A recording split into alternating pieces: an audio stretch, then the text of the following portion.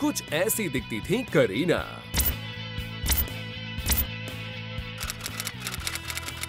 करीना दिखी कुछ इस अवतार में।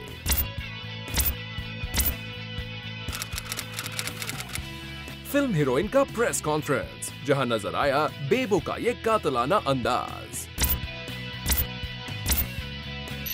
एंड नाउ फाइनली ऑन 3 जुलाई 2012 करीना को हमने स्पॉट किया कुछ इस अवतार में।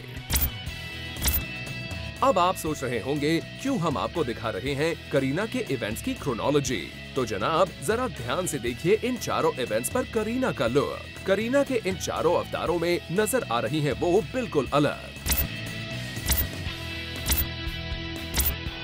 ध्यान से देखने से साफ पता चल रहा है कि बेबो पर फिर से चढ़ गया है साइज 0 का बुखार।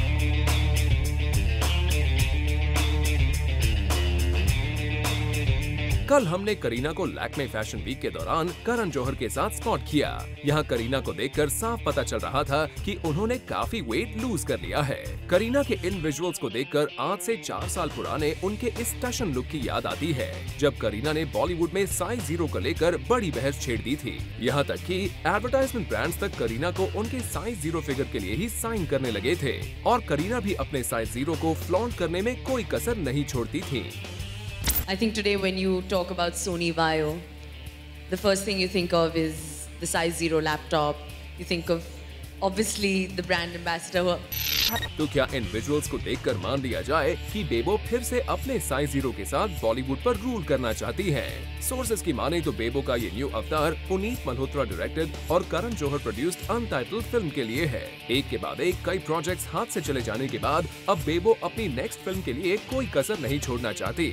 बेबो को देखकर ऐसा लग रहा है कि वो अपने हीरोइन नंबर 1 ताज को बचाने के लिए फिर से साइज 0 की ओर वापस जा रही है।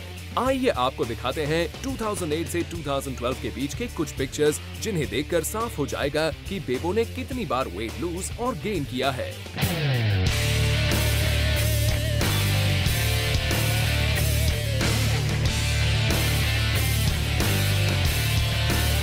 देखा आपने करीना के इन बदलते अवतारों को।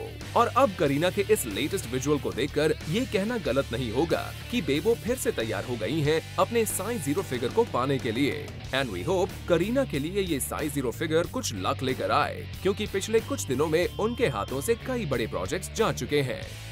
फॉर कीर्ति तरंग and Salma Khan, Zoom, Mumbai. Hi, this is Sonu Sood and subscribe to Zoom TV's channel on YouTube.